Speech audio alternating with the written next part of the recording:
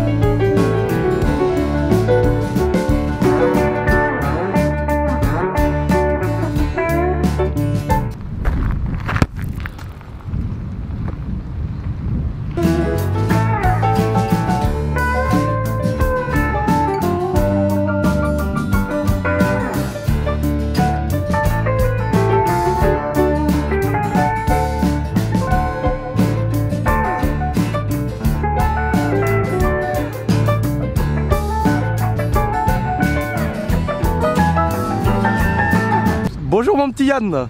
Bonjour mon petit Lucien. Juste de se voir alors. Voilà, tu sais, ça me fait marrer à chaque fois ces trucs là parce que les gens disent bonjour, comment tu vas? Non mais en fait t'as préparé la vidéo pendant 4 heures avant. Donc là on se retrouve les amis, petite vidéo comme vous pouvez voir derrière. Voilà, la belle 323 de Yann. Alors elle a une histoire cette 323, on va vous expliquer pourquoi. Donc elle est là, regardez ça. Elle est belle comme tout.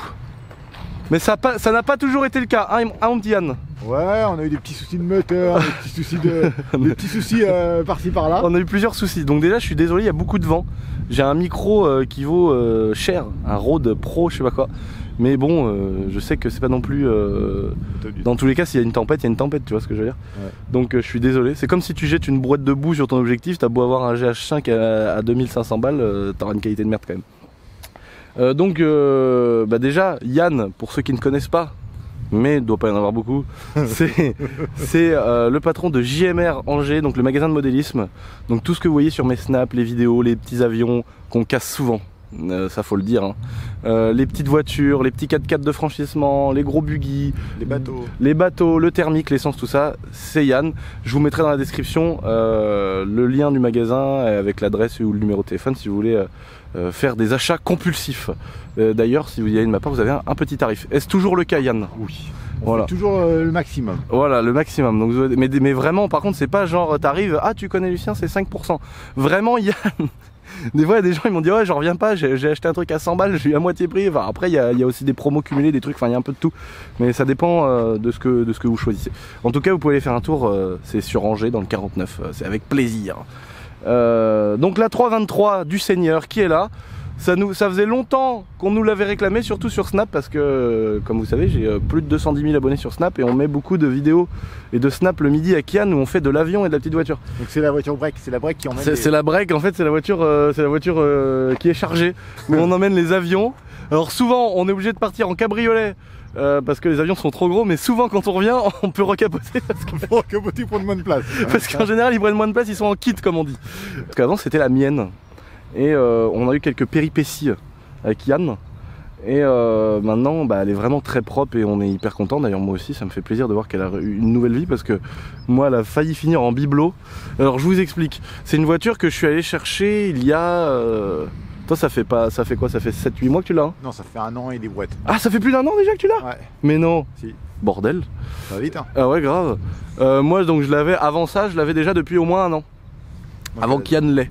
Ouais, 2 ans et demi en gros. Donc ouais, ça fait 2 ans et demi que je l'ai acheté cette voiture, j'avais été la chercher au Mans. Et elle avait pas mal de petits problèmes, les sièges électriques qui marchaient plus, elle avait des cômes sur la carrosserie un peu partout, elle était vraiment pas très propre. Et donc j'ai roulé avec, celle-là vraiment, je l'ai pas trop respectée, c'est vrai, j'ai fait beaucoup d'arrivées dans les ronds-points en fond de 3 où j'ai remis première, blocage de pont, tac, le rupteur à tout va, je vais pas te mentir. Et un jour j'ai descendu le moteur. Mais je l'ai descendu et ça s'est mis à claquer, et c'est même un pote à moi qui l'a fini d'ailleurs, cet enfoiré. Et tu vois, j'aurais dû lui dire paye enculé, parce que c'est toi qui a conduit quand ça a cassé. C'est toujours délicat ce genre de moment où tu prêtes un truc à un pote et ça lui pète dans les mains alors que c'est pas forcément de sa faute. Et du coup Yann il m'a dit bah je l'achète, je te l'achète pas cher, et je refais les coussinets de bielle, c'était les coussinets en fait. Donc il l'a acheté, il a refait les coussinets, et 2 mois plus tard il a explosé le joint de culasse. En kit. Ah il a pas eu de chance. Mais même avant de péter le joint de culasse, je crois qu'il s'est fait un alternateur. Un festival d'emmerde. Un festival d'emmerde, mais vraiment il a pas eu de chance. Le circuit d'eau, en fait réellement c'est le radiateur qui a sauté. Le radiateur a explosé. Le radiateur a gonflé à cause du carrosta et machin, ça n'a pas arrêté. Hein. C'était une sale merde ouais. Et bon, vu la capacité de Yann à faire des SAV de qualité en termes de modélisme, je me suis dit là, avec la voiture que je lui ai vendue il y a 2 mois, je peux pas me permettre de faire un SAV médiocre. Donc du coup on a été chercher une 323, parce que c'est une 323i, donc c'est vrai qu'on n'a pas fait la description exacte, c'est un 6 cylindres 2,5 litres de 170 chevaux d'origine, et celle-ci elle a une jolie carto à l'éthanol, et donc c'est une 323 CI, parce que C c'est cabriolet et I c'est injection. Voilà, pour ceux qui ne savent pas, mais je suis sûr qu'il y a des gens qui ne savent pas. Et donc on a été chercher une 323 accidentée, et notre ami Babas nous a repouillé le moteur dans le châssis. Ouais. Et donc du coup elle avait déjà la carto dans le calculateur, et donc voilà, nickel. Ensuite notre petit Yann il nous a fait pas mal de petits frais dans la voiture. Bon, je vais changer ce petit système de visionnage de caméra, parce que c'est des vues qui sont très sales à mon avis, on doit avoir mon gros tarin. Donc Yann, qu'est-ce que tu as refait de plus? Parce que moi je sais que tu as fait, donc on a mis le moteur, après tu as fait alternateur, radiateur, on a fait disque de frein, avant disque de frein. Alors attendez, il y a un C15 vite teinté noir. Vite teinté noir, attention, tuning. Donc tu as fait alternateur, tu as eu on a radiateur aussi parce qu'il avait explosé. Radiateur, carrosta, pompe à eau, pas mal de conneries comme ça. On a tout remis neuf comme ça, les pénards marchaient, maintenant ça marche bien. Donc maintenant elle marche bien. Petite peinture bleue des étriers, je sais pas si ça se rend bien parce qu'on n'a pas les lumières. Voilà, t'as fait disque plaquette, les jantes tu les as remis en état, pneus neufs à l'avant et à l'arrière, très belle. Et je t'avais fait un petit SAV sur la peinture. Voilà, un petit SAV sur la peinture. Voilà, parce que bon, c'est vrai que il y avait des petits problèmes de carrosserie, et c'était vraiment, en gros elle avait vraiment une allure de voiture pas très propre. Et c'est vrai qu'en se débrouillant avec les contacts qu'on a, voilà, les amis qu'on a dans les différents corps de métier, on s'en est sorti pour une voiture qui est parvenue trop chère au final, mais qui est maintenant très très propre.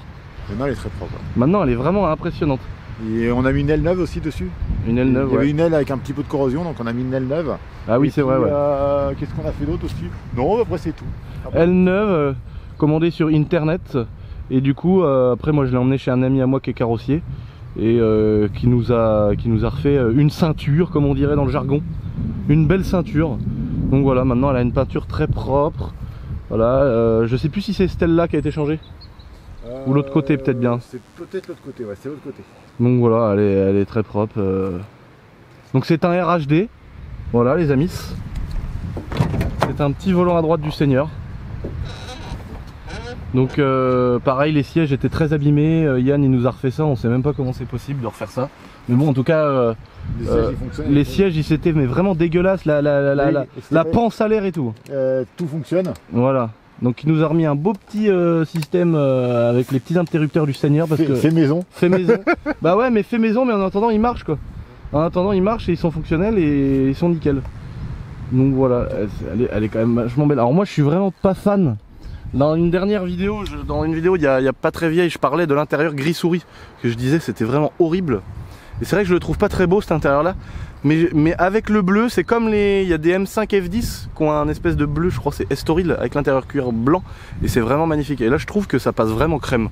Je sais pas ce que vous en pensez, même ceux qui sont pas super fans de base du gris. Je trouve que là avec le bleu ça se marie vraiment bien, surtout les petites jantes grises, intérieur gris. Excusez-moi, j'étais au téléphone. Donc je parlais de la configuration intérieur gris. Toi t'aimes bien Yann? Moi j'aime bien, je trouve que ça se marie bien avec. Ouais voilà, c'est ça moi aussi que je trouve stylé. Et puis je trouve qu'il y a un truc aussi, parce que c'est vrai que tout le monde se pignole sur les M3, les M5, les machins, les trucs. Mais je trouve que les modèles 320i, 323, 328, 330, tout ça, je trouve qu'elles ont un charme qu'ont pas les M. Et les M ont un charme que n'ont pas les autres séries aussi, hein, forcément. Mais je trouve que moi ça me passionne quand même ces petites voitures là. Avec le petit 6 cylindres Atmo qui prend des tours, qui gueule, qui est reprogrammé, tout ça, enfin je trouve ça mortel. Donc petit cabriolet. L'avantage qu'elle a celle-là, je sais pas si tu as du bazar dans ton coffre. Non. Ah, il y en a eu un sac de bazar. L'avantage, c'est que ce qui est marrant, ce qui m'a toujours impressionné sur le 46 cabriolet, c'est que tu as cette espèce de truc quand tu veux remettre ta capote. Mais si tu roules capote fermée, tu peux tirer ça, descendre ça là, tac, et ça t'agrandit le coffre de ouf.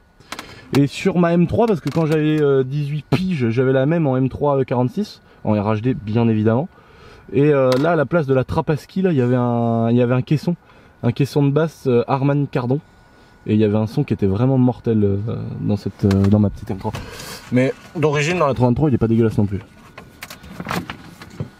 Donc voilà. Bon, on va faire un petit essai routier maintenant. Je ne sais pas. Donc nous voilà à bord les amis de la 323 du Seine. Là on s'est permis une petite GoPro sur le capot avec une petite course poursuite avec un chat. Je vais pas te mentir. Ouais, t'es prêt de le Il rattraper. est rentré chez sa daronne. Ouais, il était pressé. Petite vue de la GoPro. Qui est vraiment pas démodé du tout. Autant il y a certaines voitures où c'est vrai que l'intérieur il se démode assez vite, mais là le petit volant, tout, c'est vraiment pas mal. Ça n'a rien à envier aux 90, aux 92, à part les 92 qui ont l'écran là, on est bien d'accord. Celles qui ont l'écran sur le tableau de bord, voilà. Mais bon, je trouve qu'entre E36, ouais, pour les années qu'elle a, vraiment, c'est carrément bien. Elle a presque 20 ans. Ouais, presque 20 ans quand même. On va enlever ça un petit peu pour pas que ça nique le son. Vas-y, baisse. C'est bon, là. Non, c'est bien là. Le coup de cabriolet, il fait un peu plus frais. Alors, est-ce que tu nous ferais une petite montée en régime?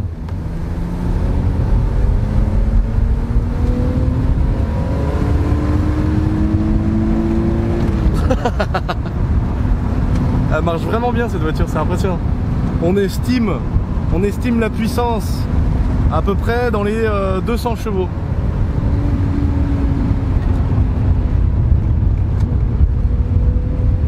Ça marche vraiment bien.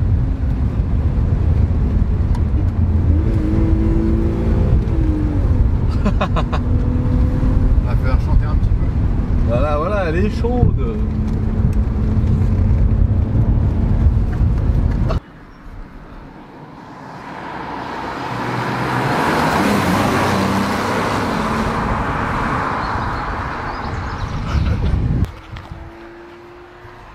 Oh là là.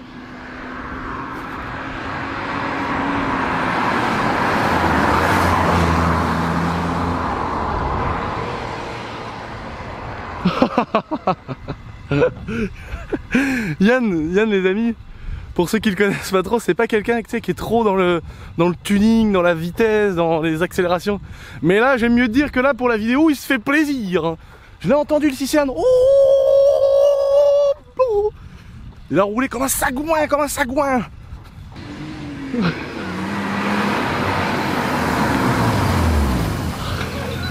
Ah bah dis donc mon petit Yann, tu t'es fait plaisir hein. Ah je l'ai entendu de loin, malgré qu'elle n'ait pas un échappement tout. Ah, j'ai entendu vachement de loin le petit 6 cylindres du Seine. Il marche hein. Ouh, ah, n'empêche. En vrai, c'est quand même une voiture qui vaut pas des millions d'euros et avec laquelle tu peux grave t'amuser, c'est quand même ça, c'est quand même cool quand même hein. Carrément.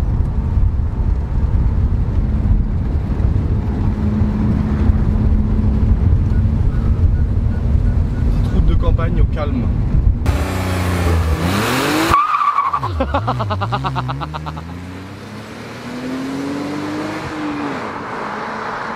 En vrai, je vous jure que Yann il est très calme, il roule vraiment bien quoi. Et là pour la petite vidéo il s'est fait plaisir le salaud. Mais je vous promets que vraiment c'est une voiture, ça coûte pas très cher. On l'a refait pour pas grand chose, on s'est fait une peinture, on s'est débrouillé avec des amis. On a des potes carrossiers, on s'est démerdé à droite à gauche, voilà. Chopé un petit peu de pièces d'occasion, à part les alternateurs, les radiateurs, tout ça, mais je veux dire, on l'a fait pour pas trop cher et c'est une putain de caisse qui est grave propre, qui est kiffante, qui a 200 chevaux, enfin c'est vraiment... Oula, ça arrive fort là.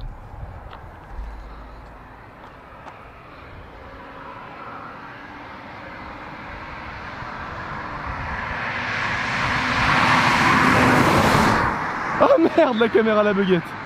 Ah putain, j'ai pas géré mon stab.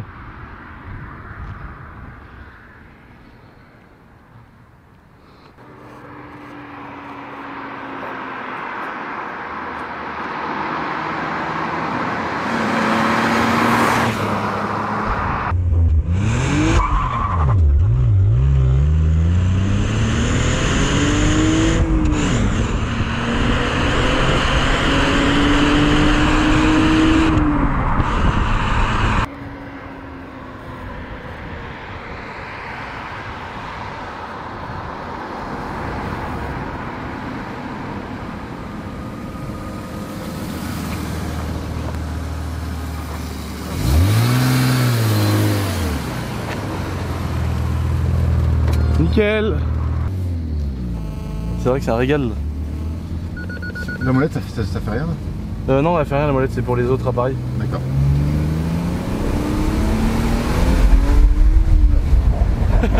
Oui, avec l'accélération, des fois il merde un peu. C'est ça. Ça, je fais moi où?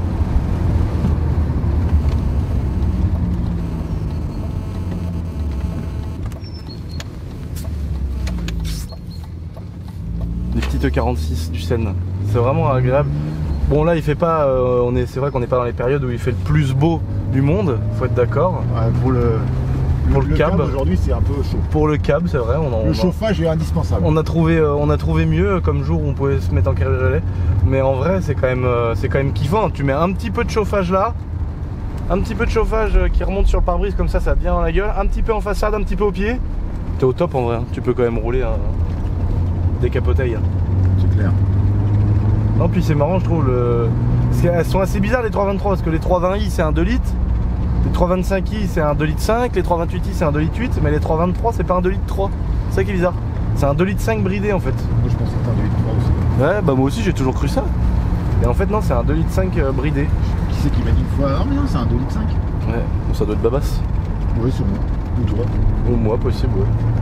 Et c'est vraiment kiffant quand même le petit 6 cylindres qui a pas non plus 1000 chevaux, qui prend des tours et tout, ça me fait vraiment kiffer, moi j'adore.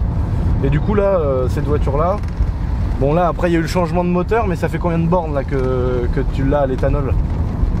L'éthanol, oh, ça fait moi, je roule beaucoup, moi, il y a pas de 10 000 presque. Ouais ça fait au moins 10 000 bornes. Ouais. Et moi j'ai dû faire, franchement j'en ai pas fait des millions, mais j'ai dû faire au moins 5000. Franchement je pense que je les ai fait les 5000. Au moins. Avec les deux moteurs cumulés moi je parle. Avec les deux moteurs cumulés, ouais, parce que mine de rien, t'as roulé quand même avec l'autre? Non, pas beaucoup, c'est avec celui-là j'ai roulé. C'est vrai, l'autre t'as pas roulé beaucoup? Non, j'ai pas le temps de rouler. Je m'en rappelle plus. Mais ouais, ce que je sais, c'est que moi j'ai dû faire au moins entre 5 et 10 000 bornes aussi avec le premier moteur à l'éthanol. Mais le moteur, on l'a descendu, alors parce que là, forcément, on parle d'éthanol, donc il y a beaucoup de gens qui se posent des questions et qui se disent ouais, l'éthanol, c'est quoi, comment ça se passe, etc. L'éthanol, alors il y a deux manières de procéder. T'as la manière la plus connue, on va dire, des gens qui sont pas trop dans le domaine de l'automobile. La manière la plus connue, c'est le boîtier éthanol que tu achètes sur internet et que tu viens brancher en plug and play là, sur tes injecteurs, voilà, ton plus, ton moins, etc., ta masse, tout le bazar. Et après, tu as des petits boutons dessus, des petits potentiomètres qui te permettent de régler tes démarrages à chaud, tes démarrages à froid, parce que ça influe là-dessus l'éthanol. Parce que l'éthanol, c'est un carburant qui est à base de betterave, c'est comme de l'eau de vie de betterave, et dans certains pays c'est fait avec des pommes de terre, c'est fait avec plein d'autres choses. Mais en tout cas chez nous, ce biocarburant là il est fait avec des betteraves. Et il est différent d'un 95 ou d'un 98 ordinaire parce qu'il a un indice d'octane différent. Donc pour exploser de la même manière, il faut qu'il y ait plus de carburant. Donc c'est pour ça qu'on en injecte plus, c'est pour ça qu'on a une petite surconsommation quand on tourne à l'éthanol. Mais en même temps, il n'y a pas de cliquetis moteur, il y a moins de chauffe moteur, enfin en sortie d'échappement, etc. C'est un peu moins on est un peu moins haut dans les températures. Donc certains, il y a plein de théories, mais certains vous diront ah bah non, l'éthanol ceci, l'éthanol cela. C'est vrai que sur les vieilles voitures, l'éthanol ça peut être un petit peu, on va dire corrosif pour les vieilles durites, les vieux canots. Mais sur les voitures récentes, il y a même des voitures récentes, genre les Golf 7R, je crois, qui sont aujourd'hui en fuel flex, donc on peut déjà d'origine mettre du 98, de l'éthanol, pardon. C'est vrai qu'on a fait aussi les amortisseurs de la voiture. Oui, on a changé d'amortisseur, c'est bien mieux. Hein. Ouais. Elle est plus comment ça s'appelle, plus précise à la conduite. Ah oui, parce que les amortisseurs avant, c'était un bateau, elle faisait ça. Elle sautait comme ça, tel un bon vieux Massey Ferguson. Et du coup l'éthanol, le mieux en vrai, c'est de faire une cartographie sur mesure. Ça veut dire que c'est carrément un ingénieur qui va venir avec son PC et qui va vous injecter la cartographie. En fait, il retire la carte d'origine et il la retravaille avec les nouvelles valeurs pour qu'elle passe à l'éthanol, pour qu'elle ait plus de chevaux si tu veux, un gain de puissance comme une road prog ordinaire, on va dire. Voilà, tu peux tout gérer. Et du coup, la petite carte éthanol, ça fait quand même plaisir parce que nous, chez nous, je sais pas combien chez vous est l'éthanol, mais nous on est à 55 centimes le litre, un truc comme ça. Donc c'est quand même bien plus arrangeant, on gagne 1 euro quoi, sur le litre. 34 balles le plein, c'est plus sympa que sur 80 balles. Ah voilà, ouais, t'es entre 80 et 90 euros le plein sur celle-ci là, et là c'est 34 balles quoi, enfin franchement. Il n'y a pas un écart conséquent au niveau moi, toutes mes voitures essence. Oui, tu disais, il n'y a pas un écart énorme d'autonomie. 550 km avec le plein. Tu fais 550 km avec le plein et peut-être que tu en faisais 650 avant quoi. Tu devais faire un petit 100 bornes en plus, non? Je sais pas, je vais m'essayer. Ah bah oui, remarque, tu l'as jamais eu à l'essence toi. Non. Mais je sais que par exemple, moi mon Cayenne, je l'ai passé il n'y a pas très longtemps à l'éthanol par mon pote qui fait ça. Et le Cayenne, moi je faisais 650 bornes avec le plein. Et là j'en fais plus que 500, donc j'ai perdu à peu près 150 km d'autonomie. Mais au lieu de payer 160 euros le plein, je le paye genre 65. Donc si tu veux, il y a une vraie différence. Donc il n'y a que 100 euros d'écart. Donc si tu veux 100 balles de différence pour 150 km d'autonomie en moins, tu vas pas te plaindre quoi. Ah si, c'est la merde. La Z4, pour vous donner un ordre d'idée, moi toutes mes voitures essence sont à l'éthanol. À part celles qui ne le permettent pas, comme la Ferrari par exemple, elle sera pas à l'éthanol. Mais la 335 i biturbo que j'avais qui faisait 500 chevaux, elle était à l'éthanol. Ma TTS ABT, elle était à l'éthanol. La 323i, elle était à l'éthanol quand c'était la mienne. La Z4 à ma mère, elle est à l'éthanol. Le Cayenne est à l'éthanol. Enfin, toutes les voitures essence, on va dire, pas hyper particulières, je les ai mises à l'éthanol. Même ma M3 et 46. Et du coup, voilà. Alors, pour revenir à ce que je disais, le moteur n'a pas pété à cause de l'éthanol. C'est parce que j'avais vraiment eu C'était une voiture qui avait à l'époque peut-être 180 000 km. Ouais. Elle devait être dans ces eaux-là quand le moteur a pété. Et vraiment, on y allait tel un TDS dans les champs, tu vois. Donc, on peut pas super lui en vouloir au moteur d'avoir pété, et je pense pas que ce soit dû à l'éthanol. Et pour la casse moteur qui a eu lieu récemment sur la Z4 de ma maman, c'est pas l'éthanol non plus. C'est que j'étais en fond de 5 et j'ai passé la deuxième au lieu de passer à 6. Donc erreur flagrante de ma part. Je vais pas te mentir. Moi ça fait des années, et je vous dis, ma première M3 que j'ai eue, c'était un volant à droite et je l'ai eu, j'avais 18 ans. J'avais quelques mois de permis, même pas. Et c'est vraiment, faut s'adapter. Alors après, il y a des gens, je pense, qui ont un problème et qui s'adapteront jamais. Je pense qu'il y en a quand même, parce que moi j'ai prêté ma voiture à des gens, notamment Morgane. Lui, je pense, c'est impossible que dans sa vie il y arrive. Il a failli m'éclater les rétros en carbone dans les poteaux, il m'a pris un terre-plein central, il m'a sucé une biellette. La biellette elle était comme ça, elle pendait au bout de l'amortisseur. La M3 je venais de l'acheter, j'étais dégoûté. Et la rouge. Ouais, la rouge. Ouais. Et lui je sais pas pourquoi, mais vraiment incapable tout le long de la route, il a jamais réussi. Même lui il m'a dit je comprends pas. Et t'as des gens, ils vont prendre un RHD, ils vont s'adapter direct alors qu'ils ont jamais fait de borne avec une voiture avec le volant à droite.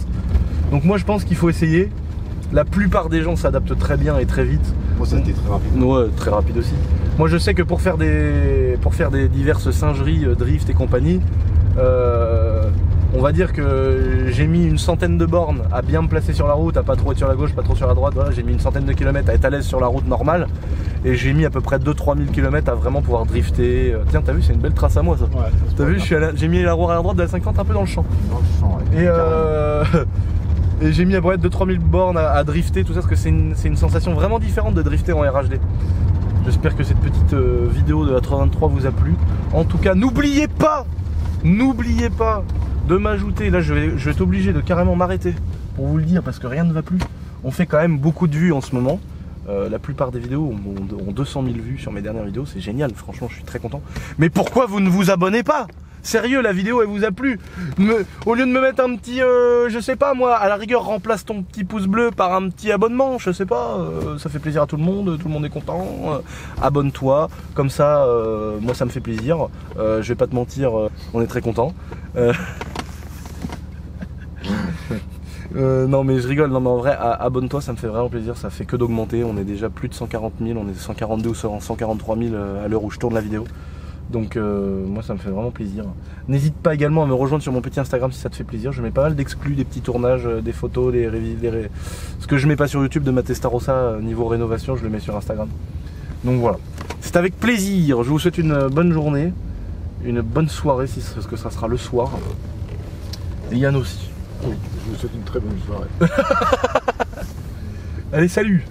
J'arrive dans la ferme du village, je vois pas quoi, le curé est en train d'astiquer le cep du paysan. Peste est mort, carrément, il a astiqué le champ de pleurote. Je me suis dit que c'était unique au monde de voir ça, alors j'ai bouillave les deux. C'est des couilles aussi, merde!